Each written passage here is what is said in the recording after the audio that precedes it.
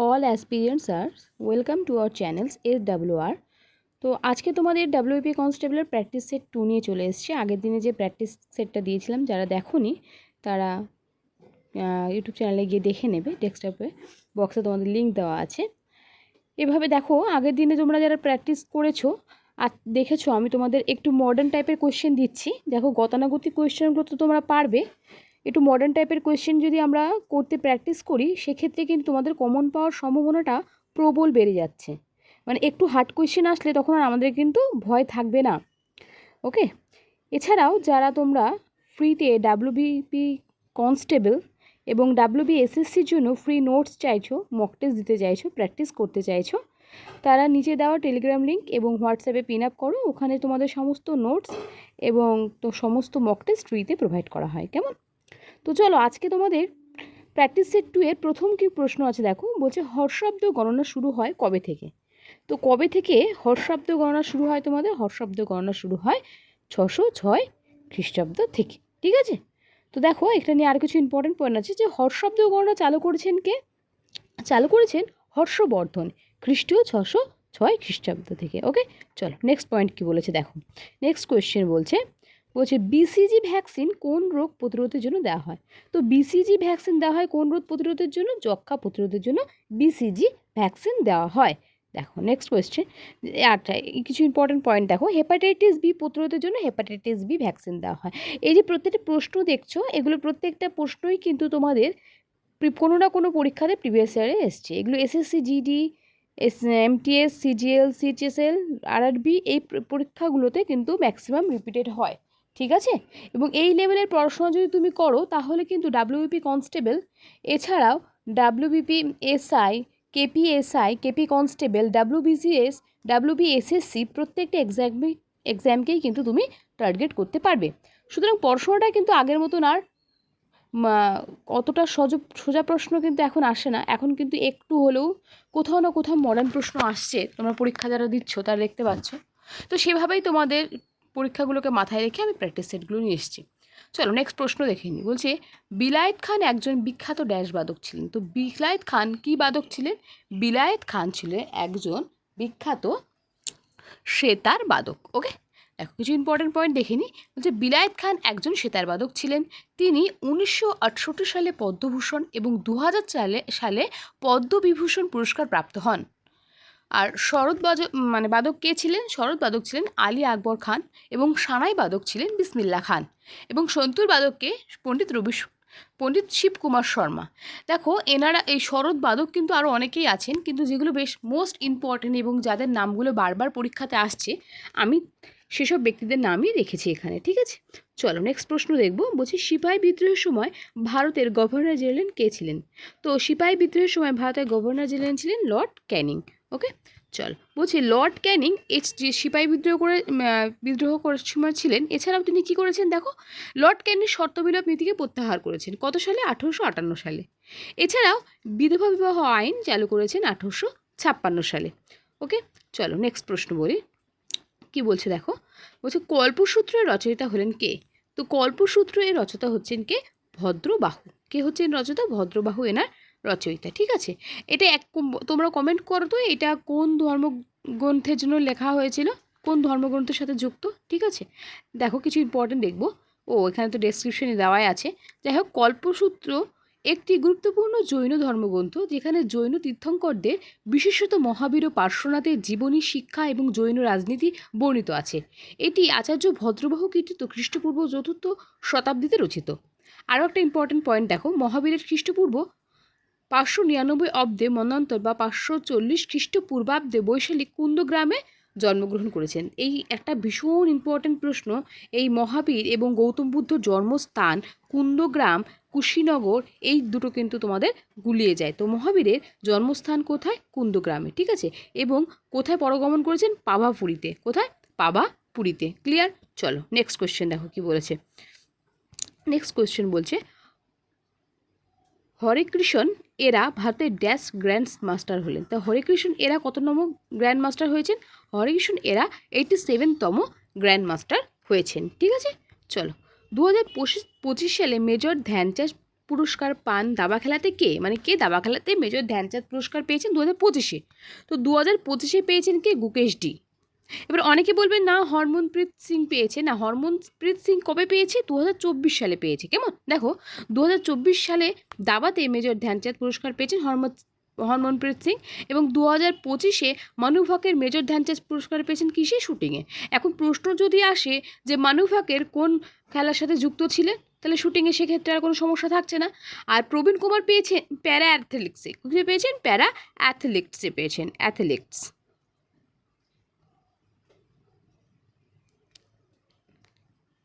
প্যারা অ্যাথলেটিক্সে পেয়েছেন। কত সালে পেয়েছেন? 2024-এ পেয়েছেন। কেমন? চলো ক্লিয়ার। চলো নেক্সট কোয়েশ্চেন আমরা দেখে নেব কী বলছে। বলছে 2025 সালে আইপিএলে প্রথমবারের মতন বিজয়ী হয়েছিলেন কোন দল? তো তোমরা সবাই জানো, যারা আইপিএল খেলা দেখো এবং না দেখো সবাই জানো, আইপিএল সম্পর্কে সবারই একটু একটু জানাশোনা আছে। তো এই প্রথমবার হলেন কে? Royal Challenger Bengaluru. ঠিক আছে, চলো নেক্সট কোয়েশ্চেন দেখো। মালয়েশিয়ার রাজধানীর নাম কি? তো মালয়েশিয়ার রাজধানীর নাম তোমাদের, মালয়েশিয়ার রাজধানী হচ্ছে কুলালামপুর। এই প্রত্যেকটা যে মালয়েশিয়ার রাজধানীটা আমি কেন দিয়েছি, আগের দিনও একটা দেশের রাজধানী দিয়েছিলাম তোমাদের, কারণ এই প্রত্যেকটা দেশ বর্তমান কারেন্ট অ্যাফেয়ার্সের চর্চার মধ্যে আছে। তো আমরা সেগুলোই পড়বো যেগুলো আসার সম্ভাবনা প্রবল। তো কারেন্ট অ্যাফেয়ার্সে যেসব দেশগুলো চর্চার মধ্যে আসে সেই সব দেশগুলোর রাজধানী, মুদ্রা, হ্যাঁ, এগুলো আমরা কিন্তু পড়ে নেব।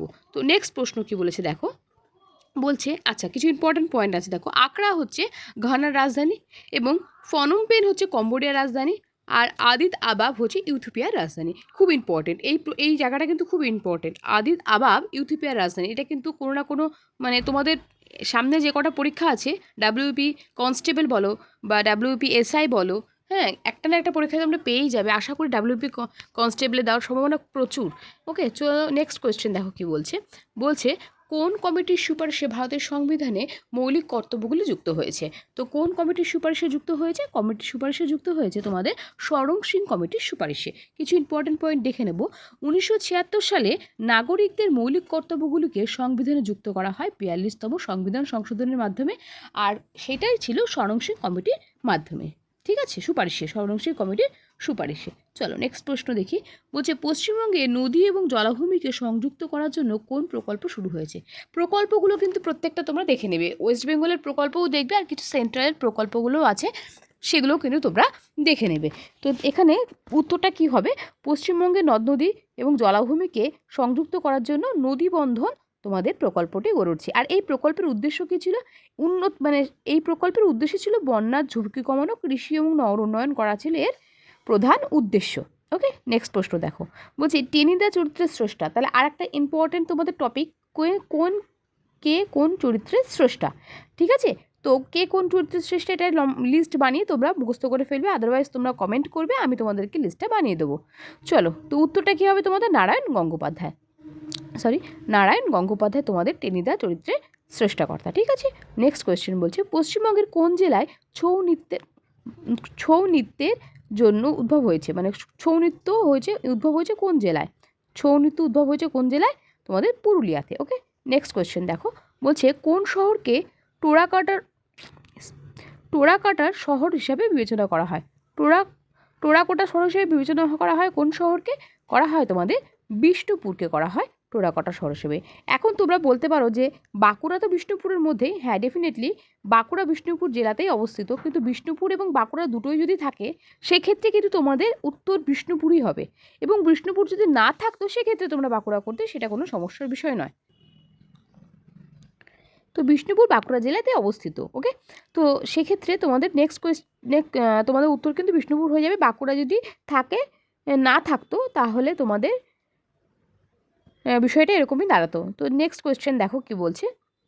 নেক্সট কোয়েশ্চেন বলছে যে ধোঁয়াদা জলপ্রপাত কোন নদীর তীরে গড়ে উঠেছে? তো ধোঁয়াদা জলপ্রপাত কোন নদীতে গড়ে উঠেছে? ধোঁয়াদা জলপ্রপাত গড়ে উঠেছে তোমাদের নর্মদা নদীতে। নেক্সট প্রশ্ন কী বলছে দেখো আচ্ছা কিছু ইম্পর্টেন্ট জলপ্রপাত দেখে নাও। বলছে কাবেরী নদীতে গড়ে উঠেছে কোন জলপ্রপাত? কাবেরীতে গড়ে উঠেছে শিব সমুদ্র, এবং সুবর্ণরেখাতে হুড্রু জলপ্রপাত গড়ে উঠেছে। ঠিক আছে, হুড্রু জলপ্রপাত গড়ে উঠেছে। আর মান্ডবীতে গড়ে উঠেছে কি? দুধসাগর। ঠিক আছে, চলো নেক্সট কোয়েশ্চেন দেখো কি বলেছে। বিক্রমশীল বিশ্ববিদ্যালয় প্রতিষ্ঠিত করেন কে? তো বিক্রমশীল বিশ্ববিদ্যালয় প্রতিষ্ঠা করেন তোমাদের ধর্মপাল প্রথম বিক্রমশীল বিশ্ববিদ্যালয় প্রতিষ্ঠা করেছেন। ঠিক আছে, কিছু ইম্পর্টেন্ট দেখে নাও। প্রথম কুমারগুপ্ত নালন্দা বিশ্ববিদ্যালয় প্রতিষ্ঠা করেছেন, আর গোপাল কি করেছে, অদন্তপুরী বিশ্ববিদ্যালয় প্রতিষ্ঠা করেছেন। নেক্সট প্রশ্ন দেখো কি বলছে। বলছে মহারাষ্ট্রের মুখ্যমন্ত্রীর নাম কি? এখন বর্তমান যে রাজ্যের যে মুখ্যমন্ত্রী আছে, গভর্নর আছে, এটা তুমি একটা টপিক তোমাদেরকে কিন্তু আবার নোট রেডি করতে হবে। তো মহারাষ্ট্রের বর্তমান মুখ্যমন্ত্রীর নাম কি? বর্তমান মুখ্যমন্ত্রীর নাম দেবেন্দ্র গঙ্গাধর রাও। ওকে, চলো নেক্সট প্রশ্ন কী বলছে দেখো। বলছে আচ্ছা আরও কিছু দেখে নিই আমরা। বলছে হিমন্ত বিশ্ব শর্মা আসামের মুখ্যমন্ত্রী, তাহলে আসামের মুখ্যমন্ত্রীর নাম হিমন্ত বিশ্ব শর্মা। এবং উড়িষ্যার মুখ্যমন্ত্রীর নাম কি? নবীন পট্টনায়ক। আর ঝাড়খণ্ডের রাজ্যপালের নাম কি? রমেশ বোস। মানে অপশানগুলো যেগুলো ছিল সেগুলো তোমাদের ক্লিয়ার করে দিলাম। চলো নেক্সট প্রশ্ন দেখি। বলছে কাশ্মীরের আকবর কাকে বলা হয়? তো কাশ্মীরের এর থেকে সোজা প্রশ্ন কিছু হয় না বাবা, কিছু সোজা কিছু কঠিন সব কিছু মিলিয়ে তোমাদেরকে প্রশ্ন রাখা হয়েছে। শুধু যে কঠিন রাখা হয়েছে তা নয়, যাতে তোমাদের কনফিডেন্স লেভেল লো না হয়, যাতে তোমরা কনফিডেন্স থাকতে পারো সেই হিসাবে বিবেচনা করেই তোমাদের প্রশ্ন রাখা হয়েছে। তো কাশ্মীরের আকবর কাকে বলা হয়? জৈনুল আবদিনকে। দেখো কিছু ইম্পর্টেন্ট, হোসেন শাহকে বলা হয় বাংলার আকবর। তাহলে দুটো প্রশ্ন আসে যে এক কাশ্মীরের আকবর, এক বাংলার আকবর। তাহলে বাংলার আকবর কাকে বলা হয়? হোসেন শাহ। ওকে, ক্লিয়ার। চলো নেক্সট কোয়েশ্চেন দেখো কি বলছে। অ্যান অটোবায়োগ্রাফি কার লেখা? তো অ্যান অটোবায়োগ্রাফি কার লেখা? জওহরলাল নেহরু। এর প্রত্যেকটা দেখো, চেতন ভগত তাহলে কোন বই লিখেছে? মিলখা সিং কি লিখেছেন এবং অরবিন্দ আদিগার কি লিখেছেন? দেখো বলছে মাই 5 পয়েন্ট সামওয়ান কার লেখা? চেতন ভগত। এছাড়াও চেতন ভগতের আরও অনেক বই আছে, হাফ গার্লফ্রেন্ড, ঠিক আছে, তারপরে মাই টু। আমি বলতে চাইছি যে চেতন ভগতের যত বই আছে না, তার আগে এই 5, 1, 2 এরকম অনেক রকমের এই এই যে সংখ্যাগুলো না তুমি দেখে বুঝতে পারবে যে এটা চেতন ভগতের বই। ঠিক আছে। আর মিলখা সিংয়ের লেখা বইয়ের নাম কি? The race of my life. আর দ্য হোয়াইট টাইগার কার লেখা? অরবিন্দ আদিগারের লেখা। ঠিক আছে, আর ক্লিয়ার হলো। চলো নেক্সট দেখো। বলছে আগা খান কাপ কোন খেলার সঙ্গে যুক্ত? তো আগা খান কাপ তোমাদের হকির সাথে যুক্ত। ওকে, হকির সাথে যুক্ত আগা খান কাপ। নেক্সট দেখো ফুটবলের সাথে কি যুক্ত? ফুটবলের সাথে ডুরান্ড কাপ যুক্ত, সন্তোষ ট্রফি যুক্ত। যেই ট্রফিগুলোর নাম বারবার পরীক্ষায় এসছে, ডাব্লিউবি বলো, কেপি বলো, ডাব্লিউবিসিএস বলো, ক্লার্কশিপ, মিসলেনিয়াস, প্রত্যেকটা পরীক্ষাতে যেটির নামগুলো বারবার এসছে আমি সেগুলোই রাখছি। ফুটবলের জন্য তো অনেক ট্রফি দেওয়া হয়, কিন্তু যেগুলো পরীক্ষা এসছে আমি সেগুলোই তোমাদেরকে দিলাম। যে ফুটবলের জন্য তাহলে কী কী আছে? ডুরান্ড কাপ এবং সন্তোষ ট্রফি। আর ক্রিকেটের জন্য বিজয় হাজরা ট্রফি, এশিয়া কাপ। আর বাস্কেটবলের জন্য ফেডারেশন কাপ। ওকে, চলো নেক্সট প্রশ্ন দেখব। দেহের ক্ষুদ্রতম পেশি কোনটি? তো দেহের ক্ষুদ্রতম পেশি তোমাদের স্টেপিডিয়াস। ঠিক আছে, তাহলে স্টেপিস কি? স্টেপিস তো ক্ষুদ্রতম, স্টেপিস ক্ষুদ্রতম অস্থি। ওকে, তাহলে পেশি এবং অস্থির মধ্যে ডিফারেন্সটা বুঝতে পারছো? পেশি হচ্ছে স্টেপিডিয়াস এবং অস্থি হচ্ছে স্টেপিস।